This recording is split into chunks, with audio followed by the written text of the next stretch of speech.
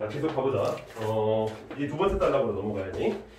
자, 이처럼 의사표시를 필수적 요소로의 법률 효과를 발생시키는 행위들을 법률 행위라 한다라고 이렇게 얘기하고 있는데, 사실은 조금 의문이 드는 게 과연 얼마나 많은 수험생들이, 물론 이게 이제 2년 전 시험이지, 그지?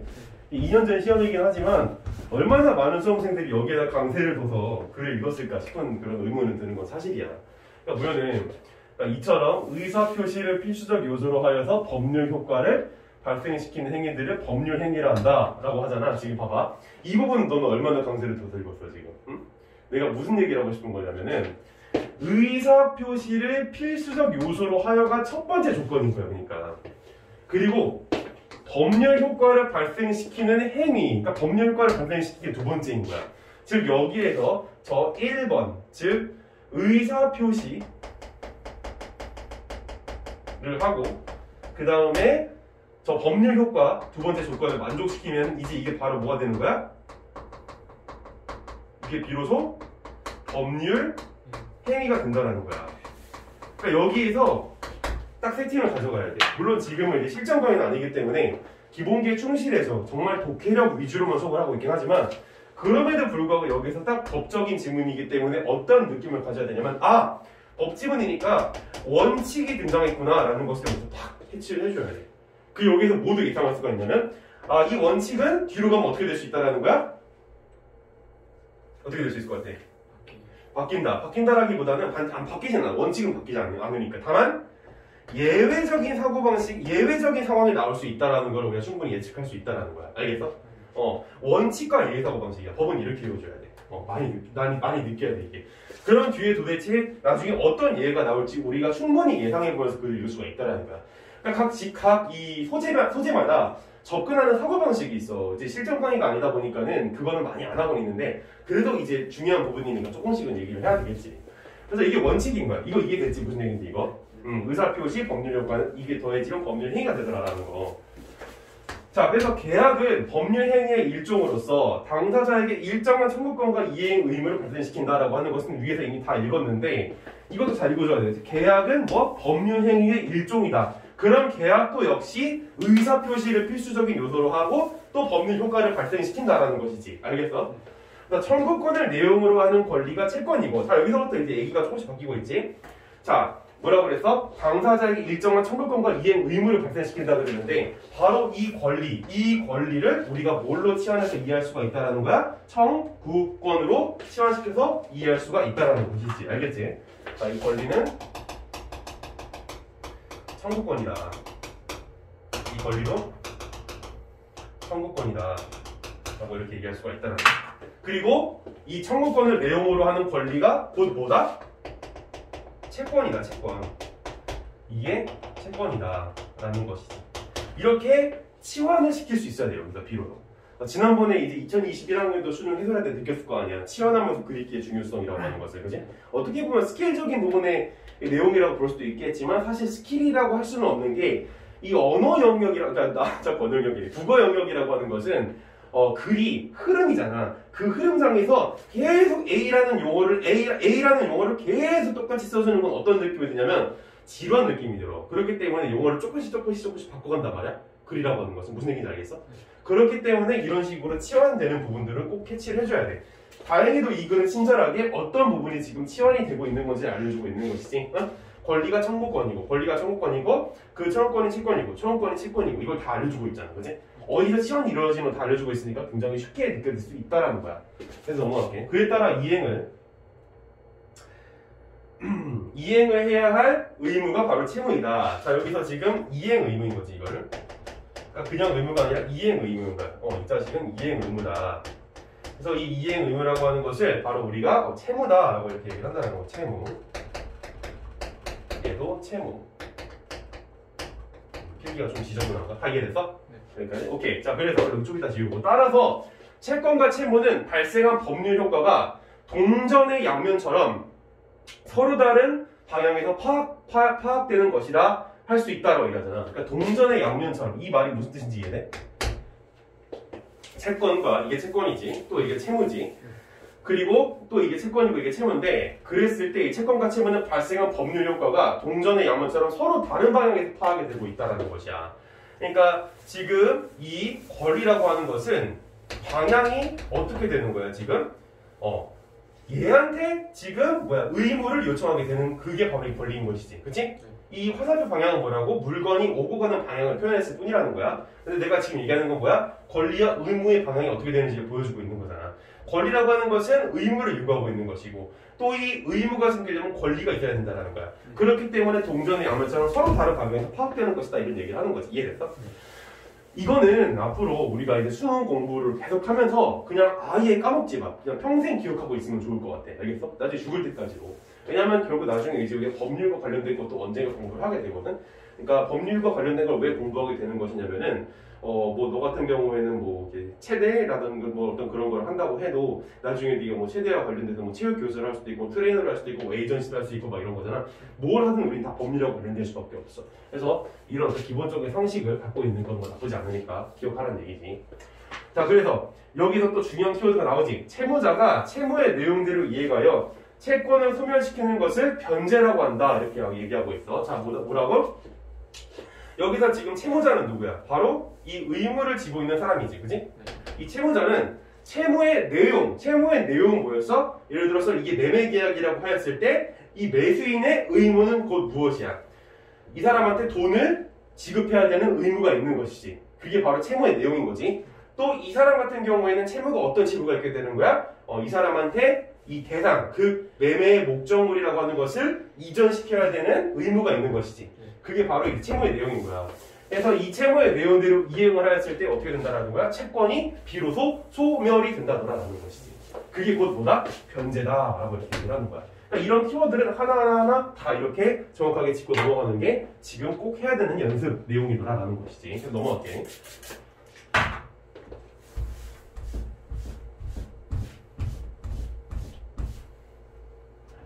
자, 그 다음에 이제 갑과 을을 좀 더 올려볼까? 다 지우고.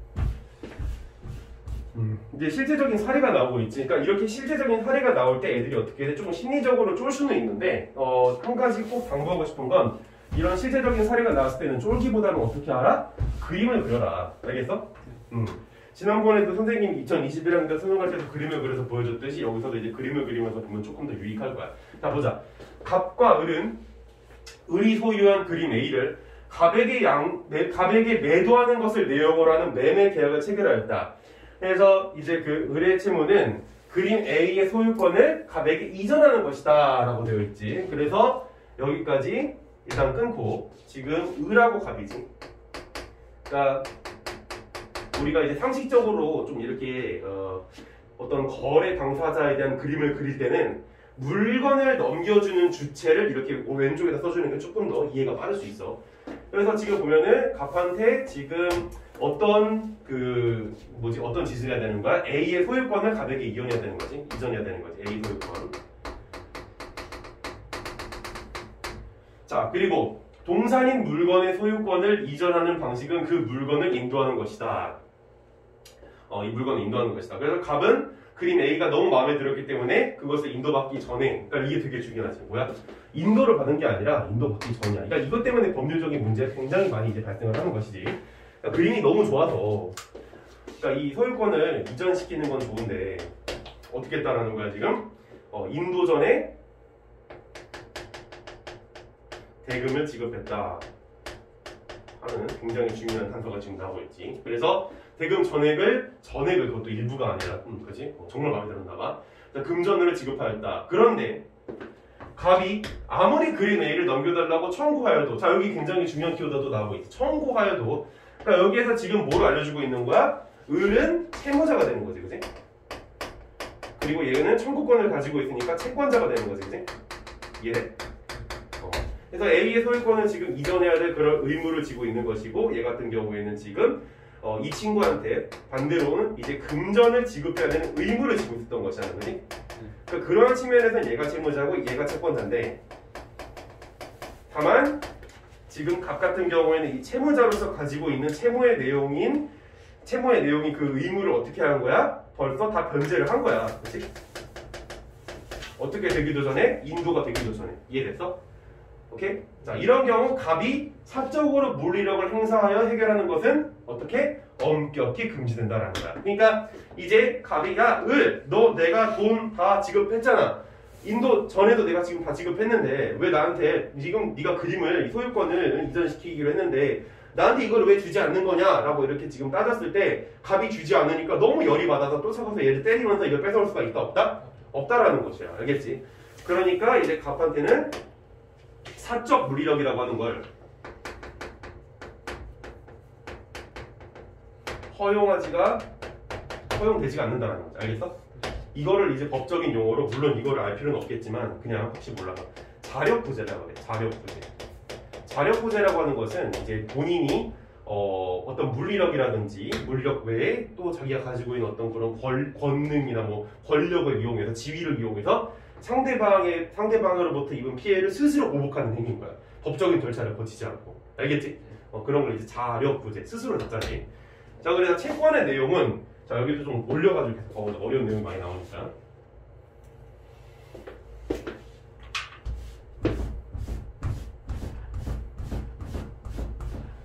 자, 채권의 내용은 민법과 같은 실체법에서 규정하고 있고 그것을 강제적으로 실현할 수 있도록 민사소송법이나 민사집행법 같은 절차법이 갖춰져 있다라고 얘기하고 있어. 자, 뭐라 그래? 채권의 내용이 민법과 같은 실체법에서 규정하고 있대. 여기서 실체법이라고 하는 키워드를 좀 더 기억해 둘 필요는 있겠지.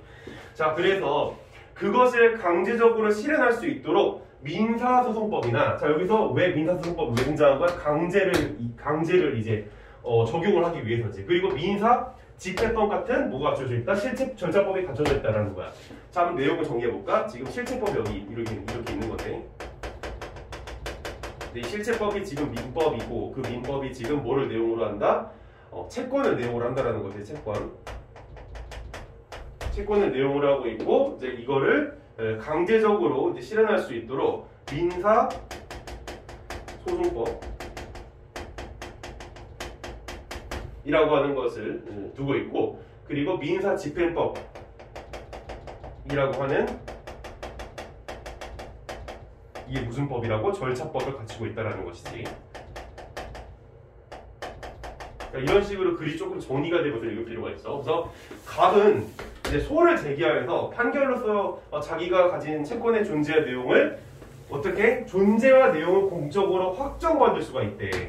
그러니까 지금 민사소송법이 할 수 있는 역할이라고 하는 것은 이 갑이 이 자기가 그러니까 을로부터 A의 소유권을 이전받을 수 있는 어떤 그런 채권의 존재를 또 그 내용을 확정. 그러니까 이거 민사소송법을 제기했다 그래서 바로 물건을 받을 수 있는 거 없는 거야? 그거는 모르는 거죠. 그래?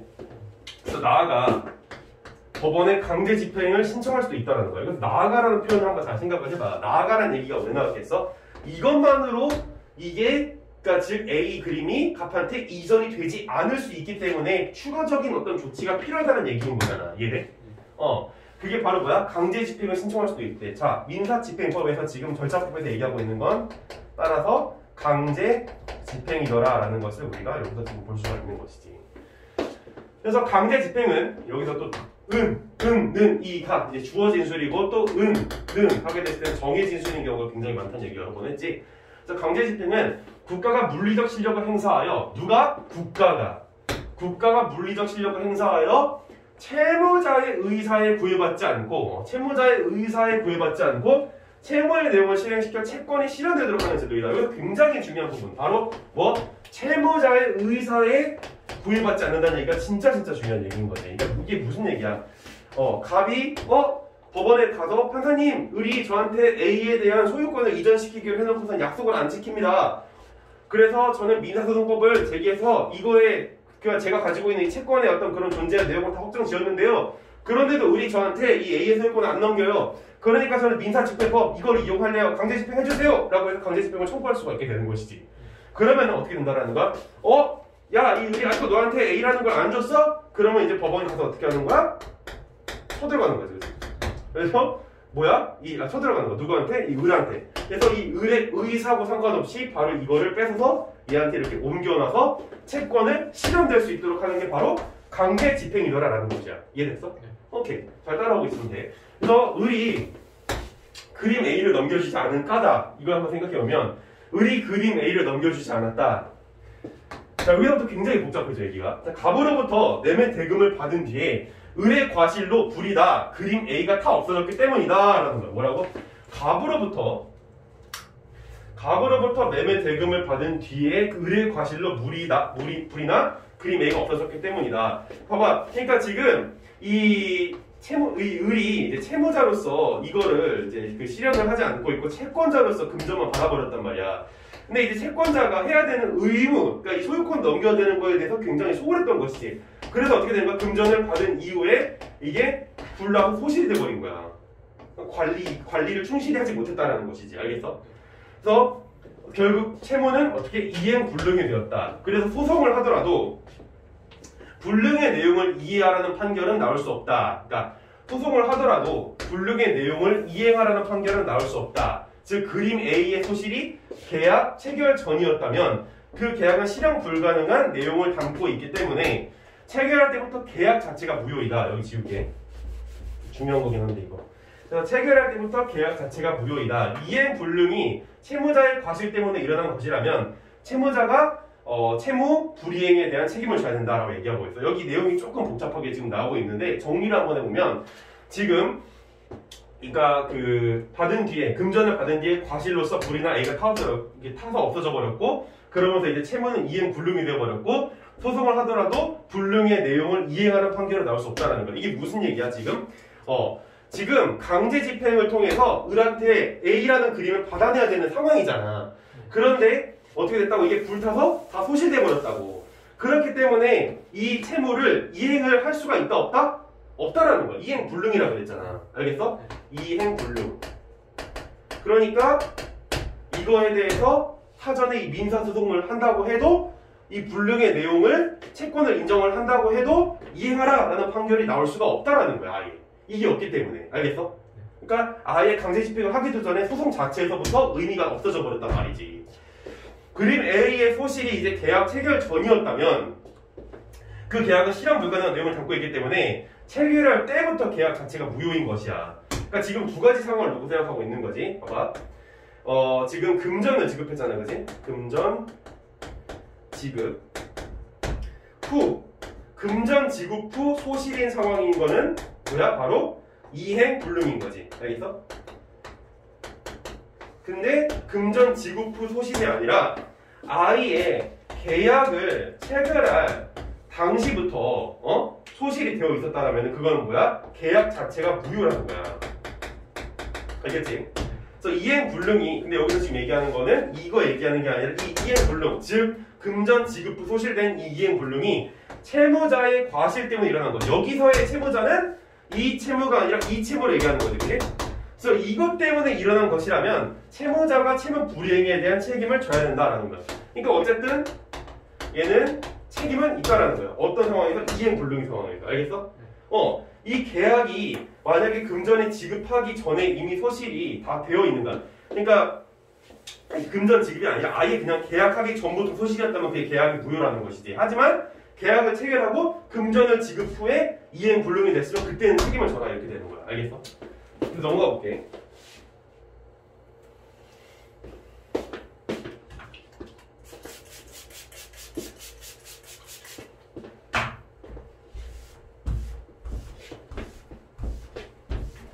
지금까지 한 내용 중에서 질문이 있어? 계약 무효가 된다고 그랬잖아요. 그 전에 그러면. 그런데 이미 돈을 준 상태잖아요. 이게 무슨 말이야? 그러니까 갑이 을에게 이미 돈을 줬는데 그거는 이제 계약이 유효한 상황에 대한 얘기야. 돈을 줄 수 있는 거는 계약이 유효한 상황에서 돈을 줄 수가 있는 거지. 무슨 얘기야? 계약 전에 그림이 불타지 않았던 경우에는 금전을 지급할 수가 있는 거잖아. 근데 계약 전에 이미 그림이 불타 있으면 그 계약 자체가 아예 무효라는 거야. 무슨 얘기인지 알겠어? 그래서 그때는 돈을 지급할 이유가 전혀 없겠지. 그래서 이때 채무 불이행은 갑이나 을의 의사표시가 작용한 것이 아니라 자 여기서 채무 불이행 여기서의 채무 불이행은 지금 뭐를 얘기하고 있는 거야? 바로 여기에서 지금 이행 불능의 상황에서 이 책임을 져야 된다고 그랬잖아. 그치? 그래서 여기에서의 이제 채무 불이행이라고 하는 것은 갑이나 을의 의사 표시가 작용한 것이 아니라 매매 목적물의 소시에 따른 이행 불능으로 말미암은 것이다라고 얘기를 하고 있기 때문에 저 채무 불이행을 이거를 이전을 안 한 게 이제 채무 그 불이행이 지금 뭐냐면은 이 채무 불이행이라고 하는 것이 발생한 게 얘가 아이의 싫어, 아이한테 주기 싫어라고 하는 그런 어떤 생각에서 발생한 게 아니라 뭐인가 얘가 이 그림을 제대로 책임을 지지 않았던 소실이 된 어떤 그런 연유 때문에 이행 불능이 발생하게 된 것이고 그 이행 불능 때문에 지금 얘가 채무 불이행이 발생하게 됐다는 얘기지. 좀 더 정리해보자 얘기를 요거에서. 그래서 이러한 사건을 통해서도 법률 효과가 발생한다. 그래서 채무 불이행에 대한 책임은 갑으로 하여금 계약을 해지할 수 있는 권리를 갖게 한다라는 거야. 그러니까 여기서의 채무 불이행이라고 하는 것은 의사 표시의 어떤 그런 작용한 것이 아니라 매매 목적물의 소실에 따른 이행 불능으로 말미암은 것이다 라는 얘기를 조금 더 풀어 설명해 보면 지금 여기에서 원래 채무 불이행이라고 하는 것이 갑하고 을이 서로 간에 지금 계약을 맺을 때 얘가 지금 뭐가 되는 거야? 뭐 채권자가 되고 얘는 채무자가 되고 을 같은 경우는 채권자가 되고 갑은 채무자가 되는 이런 식의 어떤 그런 법률 효과가 발생하는 것으로서 원래 그 법률 행위가 나타나게 되는 거잖아. 그치? 그런데 지금 여기에서의 채무 불이행이라고 하는 것은 위에 단락을 좀 넘겨서 생각을 해보면 과실 때문에, 그치? 채무자의 과실 때문에 일어난 것이라고 얘기를 하잖아. 그치? 그러니까 이 채무 불이행이라고 하는 것은 어떤 둘의 의사 표시에 의해서 작용한 것이 아니라 매매 목적물의 소실에 따른 어떤 그런 이행 불능으로 말미암은 것이기 때문에 법률 효과가 발생한다는 얘기야. 그러니까 여기서 내가 지금 뭘 얘기하고자 하는지를 잘 캐치해야 되는데 내가 얘기를 좀 복잡하게 해서 미안해. 여기 앞에서 아까 전에 의사 표시하고 법률 효과를, 법표라고 쓸 때 법률 효과를 발생시키는 게 곧 뭐가 되는 거라고 그래서 법률 행위가 되는 거라고 그랬잖아. 그렇지? 근데 여기에서는 지금 어떻게 해서 법률 행위가 발생하게 되는 거야? 의사 표시가 작용을 했어 안 했어? 작용을 안 했대잖아. 그치? 법률 행위를 지금 하는 데 있어서 의사 표시가 작용을 한 게 아니라 그냥 소실에 따른 불능으로 말미암아서 법률 효과가 발생을 했다라는 것이야. 어떤 상황이야? 아까 얘기했었던 이 원칙에 대한 예외 상황이 발생을 한 것이지. 알겠어? 오케이? 그러면 여기에서 지금 어떠한 지금 상황이 등장하게 되고 있는 거야? 바로 이 이행 불능이라는 상황이 하나의 법률적 행위로서 등장하고 있다라는 거야. 그 이행 불능으로 인해서 이제 갑이 무슨 짓을 하는지 봐봐. 어떻게 할 수 있다고? 계약을 해지할 수 있는 권리를 갖게 한다라는 것이지. 알겠어? 계속 읽어봐. 그래서 갑이 계약 해지권을 행사하면 그때까지 유효했던 계약이 처음부터 효력이 없는 것으로 돼버린다라는 거야. 그래서 이때의 계약 해지는 일방의 의사 표시만으로 성립한다 라는 것이지. 따라서 갑이 해지권을 행사하는데 을의 생각은 요건이 되지 않는다. 아까 전에는 의사 표시 합치라고 하는 부분들 얘기했었단 말이야. 첫 번째 단락에서 기억나? 네. 의사 표시의 합치가 이제 이루어짐으로써 그게 이제 법률 효과를 발생을 시키고 그리고 그게 그 법률 효과로 말미암아서 법률 행위가 되는 것이 우리가 알고 있는 통상의 법률 행위인 것인데 지금 여기서 이 다른 두 가지 상황이 나오고 있는 거야. 첫 번째 상황 같은 경우에는 그냥 그 갑이나 을의 의사 표시에 상관없이 그냥 소실에 따라서 이행 불능이라고 하는 그런 법률 효과가 아예 발생하게 된 것이고 그 법률 효과로 말미암아서 갑이 어떠한 권리를 갖게 되는 거야? 그냥 일방적으로 계약을 해지할 수 있는 그런 이 권리가 발생하게 된다는 거야. 오케이? 됐어? 그러면은 이게 일방의 의사표시만으로서 이제 그 계약 자체가 없어지는 것이니까 이런 그 계약 해제권이라고 하는 것이 첫 번째 얘기했었던 법률 행위에 대해서 좀 예외적인 상황이 된다는 걸 우리가 볼 수 있는 것이지. 오케이? 왜냐하면 의뢰 승낙이라고 하는 것이 요건이 되지 않는다라고 이렇게 얘기하고 있으니까. 그래서 이런 법률 행위를 단독행위라고 한다라고 이렇게 얘기하고 있어. 자, 이 부분에 대한 얘기를 좀 이따가 글을 다 읽고 나서 다시 한번 정리를 해줄게. 계속 넘어가자. 자, 갑은 계약을 해지하였다.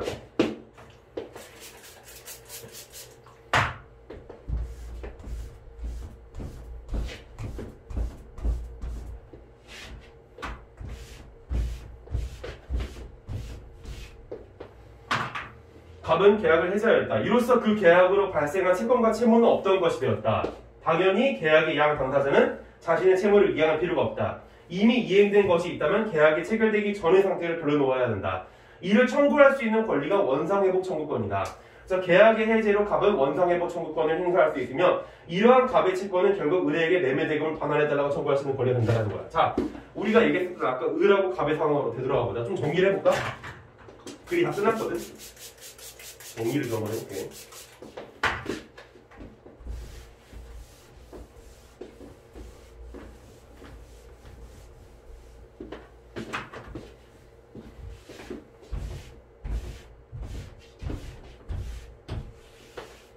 자, 처음부터 생각을 좀 해보면은 여기 을이 있고 그 다음에 갑이 있었잖아. 그리고 이제 을하고 갑이 매매 계약을 체결을 하는데 을이 갑한테 이제 A 그림을 이전시켜야 되는 의무, 즉 채무를 가지게 되어 있어. 그리고 갑 같은 경우에는 이 그림을 나한테 넘기라고 하는 채권을 가지게 되는 거지. 근데 여기서 아까 전에 이 계약에 있어서 굉장히 중요했던 부분이 그 A가 너무 마음에 들었기 때문에 인도 전에 미리 어떻게 하는 거야? 갑이라고 하는 녀석이 자기가 가지고 있는 채무잖아. 돈을 을한테 지급을 해버리는 거지. 그러니까 여기서부터 이제 복잡한 문제들이 굉장히 많이 발생하게 되는 것이지. 이게 지급을 해버린 거야 미리. 그리고 얘는 이 돈을 지급하라고 할 수 있는 지금 권리를 가지고 있으니까 채권자가 되기도 하는 것이지. 자, 근데 문제는 여기서 뭐가 발생하고 있는 것이냐. 이 돈을 지급하고 난 후에 지금 을 같은 경우에는 자신이 가지고 있는 채권을 실현을 했지만, 그러니까 얘는 이미 변제가 다 끝난 거지. 이 을 같은 경우에는 지금 자신의 채무를 실행하지 않고 있단 말이야. 알겠어? 네. 근데 그 이유가 뭐가 되고 있냐면 지급을 한 이후에 그림이 이렇게 소실이 돼버렸어. 그치? 그림이 소실이 돼버리니까 여기서 이제 어떠한 결과가 나오게 되는 거야? 이행이 불능이 돼버리는 거지. 알겠어? 이행 불능의 상태가 지금 등장하게 되는 거야. 그래서 이 을이 A 그림을 소실 때문에 이 채무를 이행하지 못해서 변제를 하지 못하는 그 상황을 지금 이행 불능으로 보고 있다라는 것이잖아. 알겠어? 네. 그래서 이때의 채무 불이행은 갑이나 을의 의사표시가 작용한 것이 아니라 매매 목적물의 소실에 따른 이행 불능으로 말미암은 것이다. 그래서 여기에서의 이행 불능이라고 하는 것도 하나의 법률 효과가 있을 수 있다는 것을 인정을 함으로써 기존에 가지고 있었던 법률 행위의 조건, 의사표시가 있어야 된다는 거에 대한 뭐가 되고 있는 거야? 예외적인 상황이 되고 있다는 걸 볼 수가 있게 되는 것이지. 그 이후에 이 이행 불능에 대해서 갑은 어떠한 이제 태도를 취하게 될 수 있느냐? 바로 계약 해제권을 발동을 시킬 수 있게 된다는 거지. 알겠어? 근데 여기에서는 의사도 있고 법률 효과가 발생하는 것도 있어. 그러니까 즉 법률 행위가 될 수 있는 거지. 다만 여기에서 의사표시는 누구의 의사표시만 있으면 되는 거야? 갑의 의사표시만 있으면 되는 거지. 을의 의사표시는 필요해 안 해? 굳이 안 한다는 것이지. 알겠어? 그리고 법률 효과는 어떠한 법률 효과를 발생시키게 되는 거야? 바로 갑의 권리를 인정하게 되는 것이야. 알겠어? 그러니까 법률 행위로서 인정을 받는다라는 거야. 이런 상황이. 그러니까 이거는 기존에 가지고 있었던 법률 행위의 원칙에서 어긋나진 않지만 다만 처음에 나왔었던 첫 번째 단락에서 나왔었던 얘기하고는 이제 뭐가 다른 것이냐? 둘의 의사의 합치가 필요하다는 얘기에서 벗어나 있다는 건 하나의 또 예외가 될 수 있다는 거야. 알겠어? 그래. 왜냐면은 원래는 갑하고 을이 의사가 합치야 매매 계약이 이제 체결이 된다고 보는 게 일반적인 얘기였지만 여기는 일방의 의사표시만으로서 법률 행위가 발생하고 있으니까 예외인 것이고, 또 아예 둘의 의사표시 자체가 필요하지 않은 이행 불능의 상황, 이것도 하나의 법률 효과로서 인정을 지금 하고 있다는 것이지. 알겠어? 네. 그러니까 법률 효과가 발생한다라는 것 지금 인정을 하고 있는 거야. 자, 그러면 여기 지금 법률 효과가 지금 발생한다라고 이렇게 보고 있는데 과연 이 법률 효과가 발생하는 것을 법률 행위로 볼지 안 볼지에 대해서는 조금 더 생각해 볼 필요는 있겠지. 일단 그래서 계약 해제권을 발동을 시켰어, 갑이. 그 이후에 문제가 이제 뭐야? 계약 자체가 무효가 돼버린 거지. 그치? 계약 자체가 무효가 돼버렸어. 근데 여기서 여전히 문제점이 남아있는 거야. 어떤 문제점이 남아있는 거야? 갑이 돈을 지급을 해놓은 상황인 거잖아. 그치? 갑이 돈을 지급을 했단 말이야.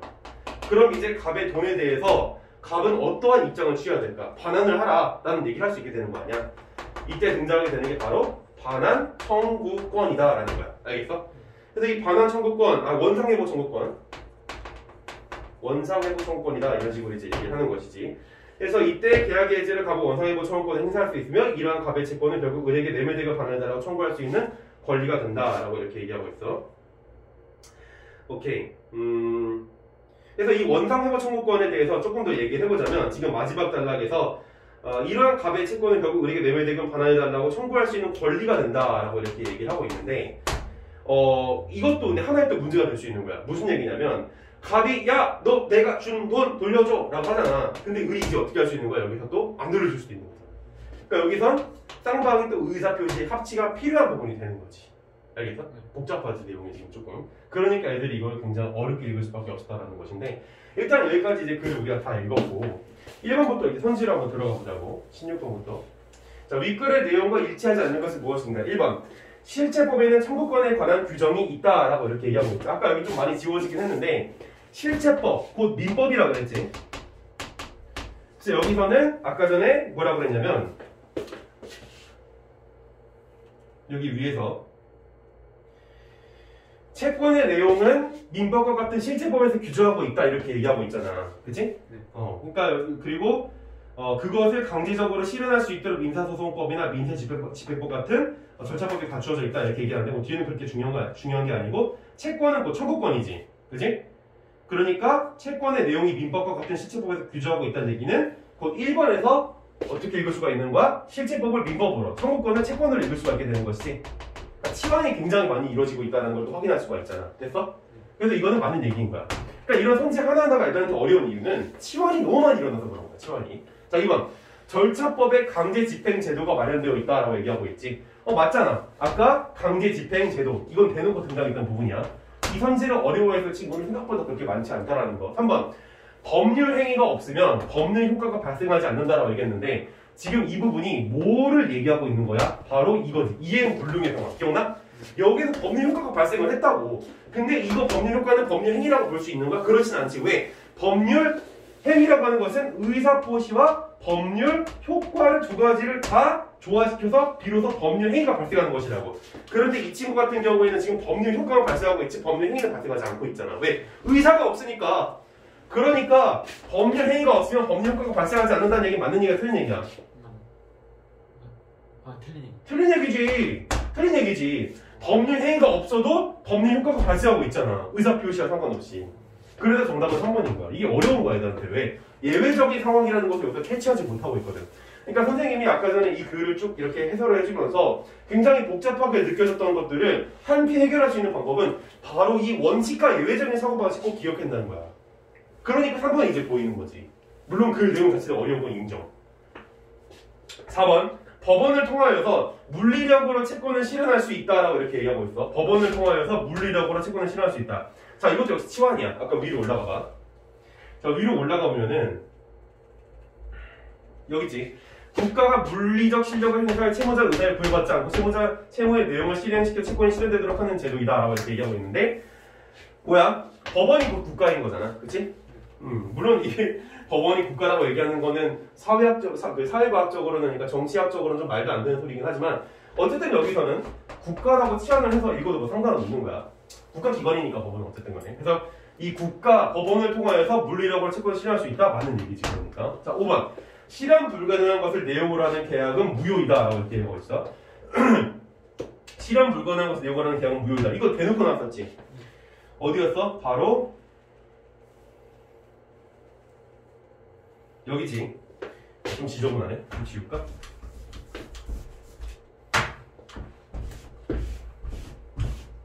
여기 있잖아.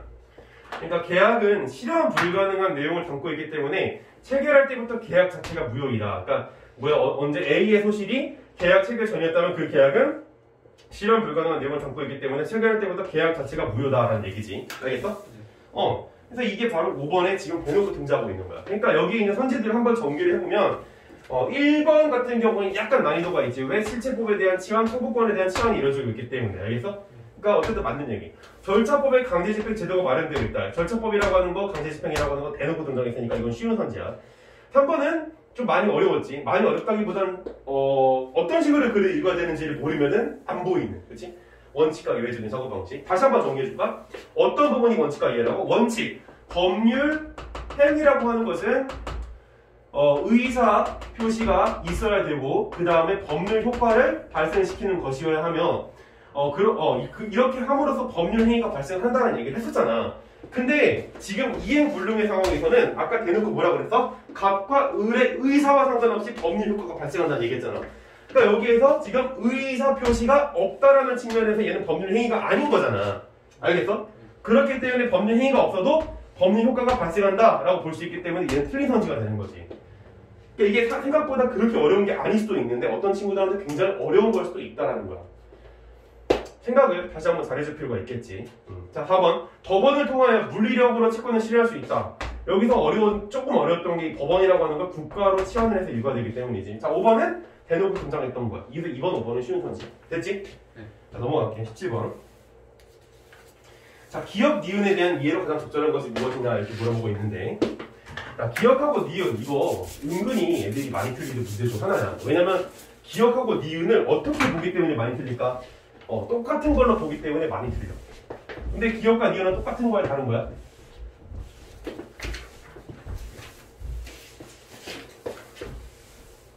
답을 못하죠. 자, 기역과 니은에 대한 얘기 한번 해보자. 자, 먼저 다시 본문으로 넘어가서 기역은 을의 채무인 거지. 기역은 을의 채무. 그러니까 여기서 기역은 지금 뭘 얘기하고 있는 거냐면 아까 전에 내가 마지막에 이제 정리했을 때 이 을이 A 그림을 얘한테 보내줘야 되는 이게 바로 기역인 거야. 알겠어? 이해돼? 그림을 넘겨줘야 되는 게 바로 기역이라는 것이야. 그렇다면 니은은 무엇이냐? 니은 갑의 채권은 결국 을에게 매매 대금을 반환해달라고 청구할 수 있는 거다라고 이렇게 얘기하고 있는데 여기서의 갑의 채권은 뭘까? 이거야? 이 채권이야? 갑의 채권? 아니라는 거야. 이걸로 봤기 때문에 애들이 많이 틀린 거야. 그러니까 내가 기역과 니은이 같은 거야 다른 거야 라고 물어본 건 기역하고 니은이 같은 상황에서 같은 계약에서 발생하고 있는 거냐 아니냐를 물어본 거라고. 무슨 말인지 이해돼? 근데 이게 아니라고. 그럼 어디에 있는 거야? 원상회복 청구권에 나오는 바로 갑의 권리가 되는 거야. 바로 이게 뭐야? 니은이 되는 거지. 이해됐어? 다시 한번 조금만 더 정리를 해보자면 처음에 계약이 있었지. 갑하고 을하고. 알겠지? 그 이후에 을이 자기의 그 책임으로 인해서 뭐가 발생하는데 이행불능 상황이 발생하게 되는 거잖아. 이 이행불능의 상황에 대해서 이제 갑은 계약을 원천으로 무효 만들 수 있는 계약 해제권을 발동을 시키는 거지. 그리고 계약 해제권 이후에 자기가 이미 돈을 지급을 했기 때문에 돈 다시 내놔 하는 원상 회복 청구권이 나오게 되는 거야. 이해됐어? 그렇기 때문에 여기서 우리가 이제 정리해 볼 수 있는 거, 계약에서의 상황에서 갑하고 을의 의사표시가 필요하다 안 필요하다? 당연히 필요하다. 그리고 법률 효과가 발생하냐 안 하냐? 당연히 하지. 하니까 채권하고 채무가 있는 거 아니야. 그러니까 이건 법률 행위지. 네. 자, 이행불능을 생각해보자. 자, 이행불능 같은 경우에는 갑하고 을의 의사표시가 필요해 안 해? 안 해. 법률 효과가 발생해 안 해? 해. 법률 효과가 발생을 한다고. 그게 법률 행위 아니야. 아닌 거야. 그러니까 얘는 법률 행위인 거고 얘는 법률 행위가 아닌 거라고. 알겠어? 오케이? 네. 계약 해제권 같은 경우에 갑하고 을의 의사표시가 발생을 해 안 해? 다시. 계약 해제권은 갑하고 을의 의사표시가 발생을 해 안 해? 필요해 안 해? 아니. 필요하지. 갑은 필요하지. 을은 필요 없지. 그리고 법률 효과는 당연히 발생을 하지. 그건 얘는 법률 행위 아니야? 법률 행위가 맞아. 자, 원상 회복 청구권은 어떻게 돼? 이거는 갑하고 을의 의사표시가 필요해 안 해? 아니. 당연히 필요하지. 그리고 어떻게 되는 거야? 법률 효과가 발생을 해 안 해? 당연히 발생을 하지. 얘는 법률 행위 아니야? 법률 행위인 거야. 좀 이따 다시 한번 정리해보자. 지금 굉장히 뭔 소리지? 약간 이런 느낌인데. 자, 어쨌든 내가 하고 싶었던 얘기는 여기에서 지금 이 권리, 누구의 권리? 원상 회복 청구권에서의 갑의 권리인 거야. 알겠어? 이게 니은이라고. 즉 여기에 대한 얘기가 니은인 거고 기역은 뭐에 대한 얘기인 거야? 기역은 원래 계약에서에 대한 얘기가 기역이라는 거야. 그러니까 똑같은 상황에서 발생하는 거야? 아닌 거야? 똑같은 상황에서 발생하는 게 절대로 아닌 거지. 알겠어? 자, 17번으로 넘어갈게. 자, 17번. 그래서 기역과 니은에 대한 예로 가장 적절한 것은 무엇이냐 이렇게 얘기하고 있는데 지금 기역. 계약에서의 기역. 뭐야? 채무지. 을의 채무. 이것은 매도인의 청구와 매수인의 이행으로 소멸된다라고 이렇게 얘기를 하고 있지. 17번에서. 자, 보자. 매도인의 청구와 그러니까 매도인이라고 하는 것은 지금 을이 될 거야. 그러니까 매도인의 청구와 매수인의 이행으로 소멸한다. 이거 정답으로 간 친구들이 굉장히 많다라는 거야. 오해를 한 거야, 오해를. 기억은 뭐라고 그랬어? 을의 채무라고 그랬단 말이야. 여기서 매도인은 누구야? 을이란 말이야. 여기서 매수인은 누구야? 갑인 거지. 그지? 근데 을이 청구를 하고 갑이 이행을 하면서 소멸하게 되는 거야? 아니지. 이거는 사실 그럼 뭐가 되는 거야? 기억에 와야 되는 건 갑이 금전을 지급을 해야 되는 의무가 와야 되는 거야. 여기는 사실. 이해돼? 그러니까 얘는 헛소리가 되는 거야. 매칭이 아예 잘못된 거지. 자, 니은은 그러니까 원상 회복 청구권에서 갑의 권리는 채권자와 채무자의 의사 표시가 작용하여 성립한 것이다 라고 이렇게 얘기하고 있어. 자, 지금 이 니은에 대해서 갑의 채권은 결국 의뢰 매매 등은 반환달라 이렇게 얘기하고 있는 건데, 채권자와 채무자의 의사 표시가 작용하여 성립한 것이다 라고 이렇게 얘기하고 있는데, 봐봐. 원상 회복 청구권이 지금 발생하게 되는 것은 뭐 때문에 발생하게 되는가? 계약 해지권 때문에 발생하게 된 거잖아. 그래 안 그래? 갑의 계약 해지권을 발동을 시키니까 그 이후에 원상 회복 청구권도 등장하게 되는 거라고. 그런데 얘가 나오는 데 있어서 을의 의사 표시가 필요했어 안 했어? 필요하지 않았단 말이야. 그러니까 2번도 아닌 거야. 알겠어? 잘못 읽어주면 맞게 되는데 왜? 원상 회복 청구권은 채권자와 채무자의 의사 표시가 작용하여 성립한 것이다 라고 얘기하는 게 결과론적인 얘기야. 그러니까 이거 좀 이따가 다시 한번 설명해 줄게. 그러니까 내가 지금 두 가지를 남겨놓고 있어 마지막으로. 그러니까 오늘은 이 지문 하나만 해도 충분해 사실은. 이거 좀 이따 다시 한번 정리해 줄게. 알겠지? 그리고 2번에 대한 선지도 다시 한번 해설해 줄게. 알겠지? 일단 넘어가. 3번. 기억과 니은은 기억이 이행되면 그 결과를 니은이 소멸하는 관계이라고 얘기하고 있는데, 야 봐봐. 기억이라고 하는 것은 아까 을의 채무였잖아. 얘가 이 채무를 이행을 시키면 이 계약 자체가 아예 없어진다고. 알겠어? 그래서 기억이 이행되면 그 결과로 니은이 소멸하는 관계라고 볼 수가 있는 거야? 아니지. 그게 아니지. 소멸되는 건 계약인 거야. 니은이 소멸하는 게 아니라 니은 원상 회복 청구권이 소멸하는 게 아니라고. 알겠어? 이게 만약에 이행이 됐으면은 아예 얘가 존재하지도 않았겠지. 소멸이라고 하는 거는 어떠한 배경에서 성립하게 되는 거야? 바로 원상 회복 청구권이 발생을 했다라는 그런 전제하에 소멸이라는 얘기를 할 수가 있는 거야. 얘가 이걸 했다고 해서 이게 사라지는 관계가 아니라는 거지, 내 말은. 3번도 조금 이따 다시 한번 설명을 해주도록 해볼게. 내용이 굉장히 복잡하고 어려워 보이는 것들은 조금 더 얘기를 해줄게. 자, 4번. 기억과 니은은 동일한 계약의 효과를 서로 다른 측면에서 바라보는 것이다. 그런데 이건 내가 아까 많이 얘기했지. 기억은 계약의 상황, 니은은 원상 회복 청구권의 상황. 상황이 다르다 그랬어. 자, 5번. 기억에는 물건을 인도할 의무가 있고, 그렇지? 을의 채무는 물건을 인도해야 되는 거지. 또 니은에는 금전의 지급을 청구할 권리가 있다. 그렇지, 정답은 5번이지. 이해됐어? 그러니까 2번하고 3번하고 지금 약간 좀 이 부분이 어렵게 느껴질 수 있을 것 같아. 일단 넘어가자. 자, 18번. 가의 상황에 대한 설명으로 적절한 것이 이제 무엇인가? 가의 상황.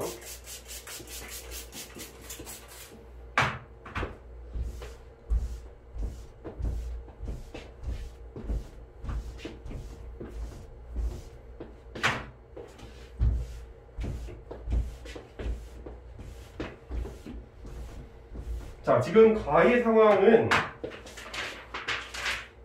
아까 전에 채무가 이제 그 이행 불능이 된 상황이 된 거지. 근데 그 상황은 어떻게 해서 발생하게 된 거야? 금전을 지급한 이후에 을이 그 그림을 제대로 보호하지 못해서 소실이 되는 거잖아. 그 상황을 얘기하는 거야. 알겠어? 자, 그래서 1번. 을의 과실로 이행 불능이 되어 갑의 계약 해지권이 발생한다라고 이렇게 얘기하고 있는데, 자, 봐보자. 을의 과실로 이행 불능이 되어, 다 좋죠? 여기까지? 그래서 갑의 계약 해지권이 발생한다라고 이렇게 얘기하고 있지? 그렇잖아. 이행 불능이 됐으니까 계약 해지권이 발생한 거잖아. 정답은 1번이네. 바로 나오지. 자, 2번. 갑은 소를 제기하여야 매매의 목적이 된 재산권을 이전받을 수 있다라고 이렇게 얘기하고 있는데, 가의 상황이잖아. 가의 상황. 자, 여기서 아까 전에 가 주위에서 이렇게 얘기한 거 안 보여? 가 주위에서 뭐라고 얘기를 했었냐면은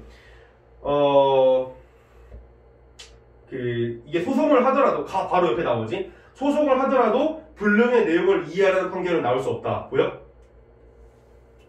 가 바로 옆에. 소송을 하더라도 불능의 내용을 이해하라는 판결은 나올 수 없다. 그러니까 소를 제기하여야 매매의 목적이 된 재산권을 이전받을 수 있다는 얘기는 잘못된 얘기지. 알겠어? 소를 제기해도 효과가 없다는 얘기잖아. 그러니까 이건 틀린 거지. 3번. 갑은 원상 회복 청구권을 행사하여야 그린 A의 소유권을 회복할 수 있다고 얘기했는데, 그냥 이건 아예 선지 자체가 잘못된 거지. 무슨 근거로 따지기도 전에. 왜? 원상 회복 청구권은 그림에 대한 얘기가 아니라 뭐야? 이전에 지급한 돈에 대한 얘기인 거잖아. 알겠어? 이해돼? 네. 그러니까 그림 A의 소유권을 회복할 수 있다는 얘기는 정말 개소리가 되는 거야. 4번. 갑과 을은 애초부터 실현 불가능한 내용의 계약을 체결하기 때문에 이행 불능이 되었다라고 얘기하고 있는데 애초부터 실현 불가능한이라는 표현 자체가 틀렸지. 왜? 가의 상황은 계약 전에 그림이 불타 없어진 게 아니라 계약을 체결하고 갑이 금전을 지급한 다음에 이 소실이 된 거야, 그림이. 알겠지? 그러니까 애초부터 실현 불가능하다는 얘기가 잘못된 거지. 알겠습니까? 그러니까 이건 4번 틀린 거. 5번. 을이 갑에게 그림 A를 인도하는 것은 불가능해졌지만 을은 채무 불이행에 대한 책임을 지지 않는다고 했는데 이거 진짜 개소리지, 그치? 채무 불이행에 대한 책임을 져야지. 그러니까 얘가 계약 해제권을 발동시키는데 원상 회복 청구권을 요구할 수가 있게 되는 거잖아. 알겠어? 정답은 1번이지, 그러니까. 자, 19번. 19번이 가장 어려웠지. 자, 윗글을 바탕으로 할 때 고기에 대한 분석으로 가장 적절하지 않은 것은 무엇인가? 근데 사실 이거에 대한 이 문제는 여기서 나오게 되는 또 증여와 유언 이거에 대한 각각의 어떤 그 특징들을 법률 행위라는 측면에서 조금 더 세심하게 봤다면 어렵지 않게 풀 수 있었던 문제기는 해. 일단 봐보자.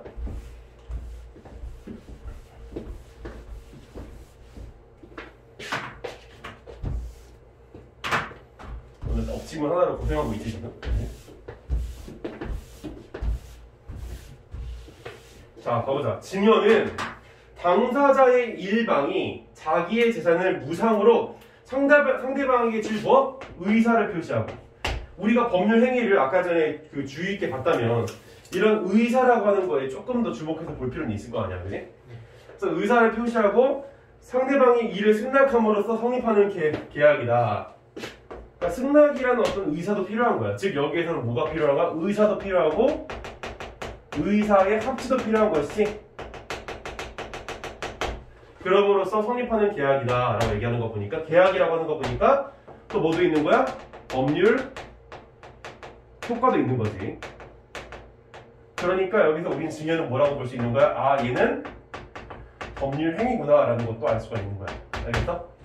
자, 그 다음 넘어가서 증여자만 이행의 의무를 진다는 점이 좀 특징이야. 자, 근데 여기서 중요한 것은 법률 효과가 발생하긴 하지만 권리가 따로 없고 증여자만 그냥 의무가 있을 뿐이야. 즉 채무만 존재하고 채권은 없는 신기한 상황이 되는 거지. 알겠어? 자, 그 다음에 유언. 유언은 유언자의 사망과 동시에 일정한 법률 효과를 발생시키려는 것을 목적으로 하는데 일단 법률 효과 좋아. 근데 유언자의 의사표시만으로 유효하게 성립하고 그러니까 의사표시가 있긴 한데 여기에서 의사의 합치는 필요 없고 그냥 의사만 있으면 된다는 거지. 알겠어? 그리고 법률 효과도 발생시키고 그러니까 이거 법률 행위 아니야? 맞지? 그래서 의사표시에 상대방이 필요 없다는 점에서 증여 차이가 있다라는 거. 의사표시에 상대방이 필요 없다는 점에서 증여 차이가 있다. 이거 아까 얘기했지. 뭐야? 의사만 필요하지 의사의 합치가 필요 없다라는 거. 알겠지? 자, 1번. 증여, 유언, 매매, 일반적인 계약 모두 법률 행위로서 좋아. 의사표시를 요소로 한다. 맞는 얘기지. 자, 2번. 증여와 유언은 법률 효과를 발생시키려는 목적이 있다는 점이 공통된다. 맞는 얘기지. 우리 다 분석했잖아, 지금. 3번. 증여는 변제의 의무를 발생시키지 않는다는 점에서 매매와 차이가 있다라고 지금 이런 식으로 얘기를 하고 있는데 자, 증여가 아까 전에 뭐라고 그랬어? 의무만 진다고 그랬잖아. 그래서 채무만 지고 있단 말이야. 그러면은 변제의 의무를 발생을 시켜 안 시켜? 발생을 시키겠지. 왜? 얘가 지금 채무를 지고 있다며. 그치? 의무라며.